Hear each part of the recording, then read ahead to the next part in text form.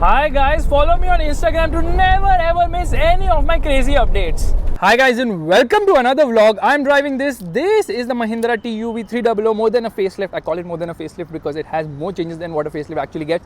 This is actually the Bolero Neo, and the engine bay is right now open because it has one of the worst mechanisms in the world to open an engine bay. You're definitely going to hurt yourself because the position of this and the gap between is so chintu mintu. Anyways, that is the engine. Engine is again chintu mintu. Insulation right there. No hydraulic struts, of course. We're going to take some effort to shut this because this is actually on the heavier side and you can hear the sound when it goes down banging. Any which ways, they have made changes to the exterior of the car just to justify the Bolero tagline here, or the Bolero name, because this is actually the TUV300. They renamed it just to leverage from the Bolero nameplate because it's very popular in smaller towns. Any which ways, this is the DRL fog light. You get this sort of two-tooth Mahindra grille which gets chrome, a lot of chrome as such, and they have actually put down the hood by around 40 mm. In fact, the body now sits 20 mm lower. Ground clearance is not changed. Body on frame platform, of course. That's why you can see from the side profile, it does look slightly better. I mean, better proportion because the gap between the wheels is become lesser now. Size of the wheels, well, 215 75/15s. Disappointingly though, wheels are really small. Lot of sidewall for better ride quality. You get this body side cladding. You get a side footstep as well. And this green color, it actually looks nice. They've also put this black line which runs throughout the car just to bring it in line with the Bolero design language. Any which ways, coming to the side, this is sub 4 meter of course, and it's very boxy. It's like sort of a fridge, and the light is having this red treatment. I think they had given clear lens in between. Tailgate mounted spare wheel, which of course is not an alloy here. In fact, the tire size is something I can't even read because it's hidden now. It's 215 75/15. Obviously, it has to be 15. What less than 15 will they offer? You get rear parking sensors, but Mahindra has actually removed the rear parking camera from this car. Why Mahindra? Why? N10 written right there, Bolero Neo written right here. Let's open the third row of seats. Okay, this isn't that heavy. It actually goes back very smoothly. Now it gets jump seats which are totally useless. I'll tell you why. Firstly, I was saying now the center passenger does not get a head. Last row passengers also do not have heads, unfortunately. And then of course under thigh support is poor, and then your legs are going to tingle mingle, which is a little inappropriate.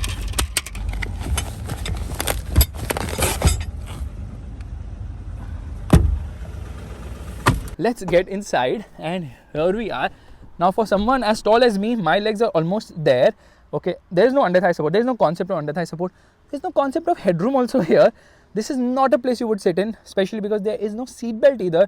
So this is a namesake 7-seater, or rather a 5 plus a 2 dangerous seater.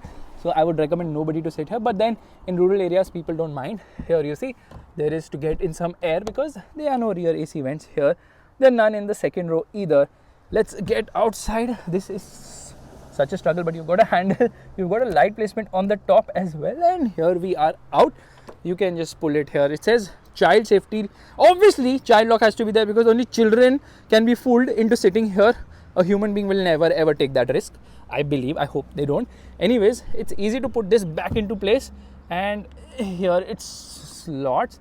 In fact, even if you don't slot it, you can just like do like this and it's done. It doesn't come down because it's not a smooth flowing one. So that is the real use. You have got some amount of space with the seats up, or you can just remove them and throw them.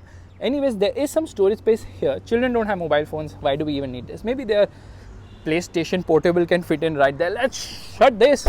We've got a rear wiper and a washer which works against gravity, of course. So coming to the treatment which they're giving, they've even put it on the fuel lid. It's kind of funny. And let's open the rear seat, rather the rear door. It doesn't open really wide, decently wide, not as much as Tata Ultras, of course. And door pockets are decent size, but everywhere this car is full of hard plastics, absolutely full of hard plastics. There's not much legroom on offer. Seat comfort is decent, but the seats are very hard and stiff inside this car. And there's a center armrest. Mahindra also knows that this is not really a 3-seater. That's why no center headrest.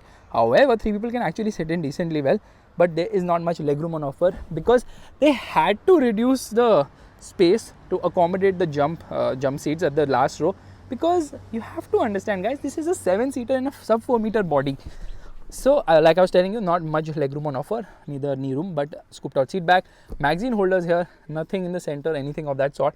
Very plain and basic, but thankfully power windows are there on the doors. Wow, that's a revolutionary feature. Okay, overall quality I would say is decent, but headroom, well, you can see it for yourself. It's decent enough, but space could be a lot better. There, someone has worn a seatbelt. Who is sitting there any which ways? We'll come to that in a bit. So I actually like this color. It's really nice, and they've got the indicator here as well. Mirrors are actually large enough. Lot of stickering here. That is the antenna, if I've not already shown it to you, and some changes here and there as well. So what do you guys think about this Bolero Neo's design? Is it a Bolero in the real sense? I don't think so, but they just want to leverage the name. Of course, this is the key which has lock, unlock, and this is the indicator which blinks when you press the button. There you see the indicator is also very chintu-mintu on this car. Now there's some interesting bits in the driver's side. Again, everything remains more or less the same as the regular TUV 300, which was facelifted some time back in 2019 to be precise. Door pockets are decent size, not really big. No power window controls here. These are the controls for the outside rear view mirror adjustment. Headlight leveler, eco button. This is for the defogger, I think, and this is for the stop start system.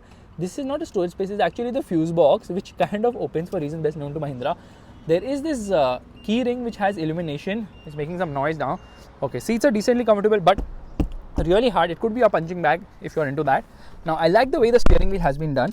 It gets cruise control system as well. When I turn on the car, look at this, okay? It does a full swipe up, says Bolero Neo here, just in case you forget that you are in a TUV 300. It will remind you. Mahindra logo comes right there as well. And that's not all, okay? It's going to tell you some things right now.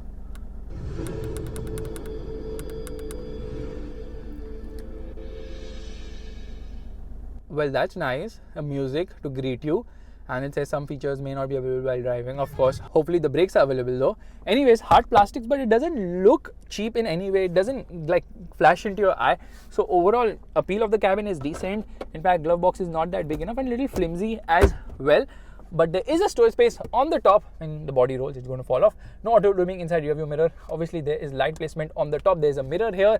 There's no mirror here on this side. Handle not on the driver's side. How will the driver deal with body roll? Anyways, there's a USB charging socket, there's an aux port, and there is a 12-volt charging socket as well. There's some storage here along with cup holders. These are the controls for the power windows. Yeah, in the center. Some storage here as well. You can see the gear lever is actually vibrating. These are the controls for the air conditioning. No climate control air conditioning here. You get this piano black finishing, a 7-inch screen, and let's test the audio quality.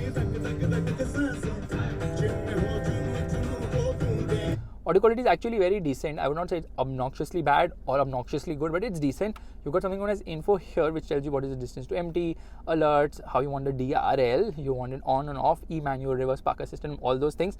Now let's get into reverse. It's got reverse parking sensors,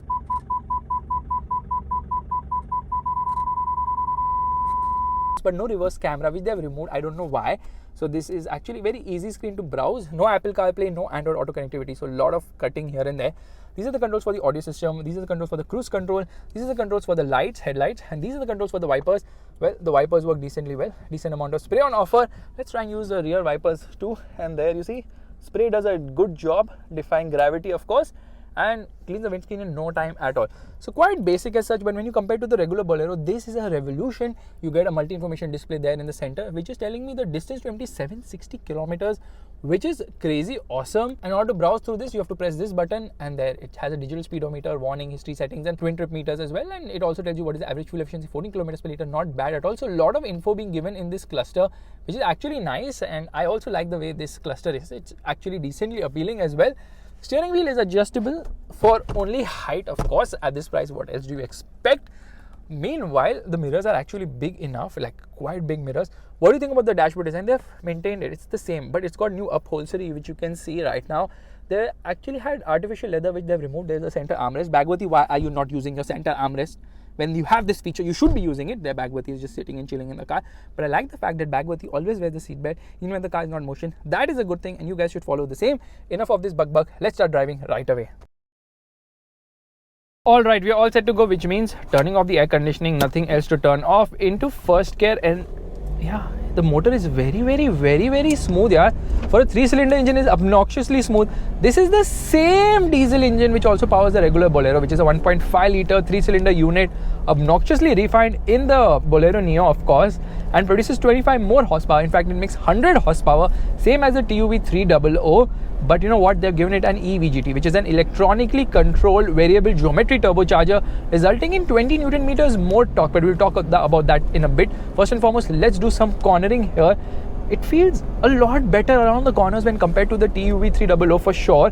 In fact, the ride also feels so much better. I mean, obviously there's that lumpiness of a body on frame platform, but somehow it just feels so much better now. The horn is okay, doesn't scare you silly. And there, when you rev the nuts out of the motor to more than 4,500 RPM, actually 4,800 RPM almost, it doesn't feel coarse or out of place, which means that the engine is very well calibrated on this car. Quite impressive. Yeah, I really like it. But there's no point taking this car over 3,500 RPM because it just doesn't have any grunt in the top end of the rev range, because this motor is more calibrated towards drivability, where it absolutely shines. Drivability is very, very good indeed. In fact, here, I'm in third gear. I'm picking the car in third gear. There's no knocking. It is managing itself so well. That is really nice because the gearing is really on the shorter side. Now, peak power, 100 horsepower at 3,750 RPM. Peak torque comes in at 1750 RPM and stays there till 2250 RPM. So it's a narrower torque band when compared to the TUV300, which had a 1200 RPM torque band. I mean, between the peak power, like when the peak torque is coming in, doesn't make any difference as such, because honestly there is so much grunt lower end of the rev range. Obviously, when you get out on the highway with a lot more passengers, you feel that you need more grunt from this car, because that's where the 3-cylinder nature of this motor reflects. It doesn't reflect in the refinement because there are no vibrations as such. It feels refined for the most part, very tractable, nice mid-range. Only thing, it doesn't have a top end. It doesn't need to have a top end because overall performance is more than adequate for city as well as occasional highway runs as well. Obviously, this being a body on frame platform has that body on frame nature of having some amount of body roll. But remember one thing, it is much better than the TUV300 because they've also worked on the suspension of the car and they've reduced the distance between the wheels and the body. This is a body on frame, so the distance is lower by 20 mm, lower center of gravity, and the result is for everyone to see. Feels so much sure-footed when it comes to dynamics. Obviously, you can't compare it with, say, the Nexon or the EcoSport, which are monocoque vehicles and more like a hatchback in terms of driving ability. The car is turned off. Onto the clutch, it turns on. This is the stop-start system. And talking about compact SUVs, there's the Brezza here as well. Any which ways, what I really like is that it gives you sort of a Thar feel when driving, but the ride is so much better. It kind of is indestructible thanks to the massive sidewall also. Revving higher up, no use at all. So the engine is pretty nice and awesome, and so is the ride, but the handling is not that great. Steering wheel has a lot of slack in the center position, and I think it starts to struggle post 100 kilometers per hour. The gearbox is slick shifting, but you see the throws, they are long. The clutch is on the lighter side, but has this tendency to push you back once you're leaving the clutch. It all of a sudden pushes back. There is that spring effect somehow, which is not so well calibrated. Over expansion joints, it moves around a bit, and high speed stability is okay, not the best, but then what you expect from refrigerator like aerodynamics from this vehicle. Bagwati is very comfortable sitting and monitoring the camera. Yeah, Bagwati is doing this for me today, and in case the camera moves here or there, Bagwati will let me know. If the camera is not fine, you can blame Bagwati. Car turned off. Here, starts into first gear, no traction control, and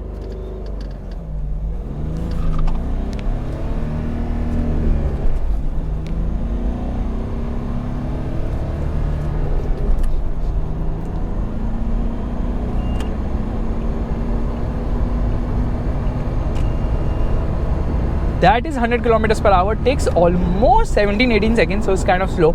Price ranges between, I think, 10.25, 10.3 lakhs all the way till 13.5 lakhs for the top end variant, which by the way gets MLD as standard because that is the N10 optional. So MLD is actually optional.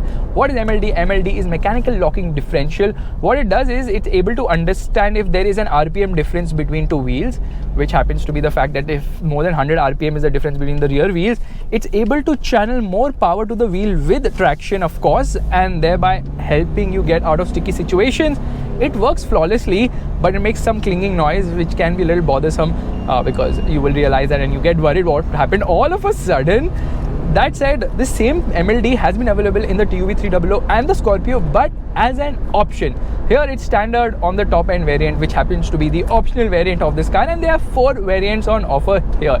Now there is no dead pedal, which means that I have to keep my feet somewhere wherever I can find space, and there is no dedicated button to lock or unlock the vehicle, so you have to do it from the door itself. Braking performance is decent. In fact, there is this nose dive under heavy braking, and that's expected because the suspension is on the softer side. Hazard lights on, and there we try to stop, and yeah, you see the front, and there it comes back again. This car's got corner brake control as well, but there is considerable body roll when you come around the corner. In fact, body roll is so much, I kid you not, that Bhagwati has hung herself. Oh my god, Bhagwati, what happened to you? She could not take the body roll. She hung herself and she's dead. And on that bombshell, it's time to end on that depressing note. Please pray for her that she rests in peace. Thank you so much for watching. I think this is the car you should buy over the regular Bolero. It is acres better. Not as good as regular compact SUVs to drive, but definitely way better than the regular Bolero, which feels so crude and so ancient and so kind of jugadu in certain areas because very rough as such. This is a big step up from the regular Bolero, the Bolero Neo. I like it, but if you do, give this video a thumbs up and pray for Bhagwati. Bye-bye. Now I've come to this off-road section just to show you one feature, which is when I remove the seat belt, it's a private road. Your seat belts for a safe drive. It gives this voice command. Careful, one of the doors is open. It even tells you that like voice commands are really very cool, and it has a 50-liter fuel tank. Fuel efficiency should be somewhere between. Arey haan beta band kar raha hu. Yeah, haan. And fuel efficiency is somewhere between 14 to 18 kilometers per liter, depending on your driving style. You can even stretch it to 20 kilometers per liter because this is a very frugal engine and 50-liter fuel tank. I've just come here to say goodbye to the poor Bhagwati. Bye bye.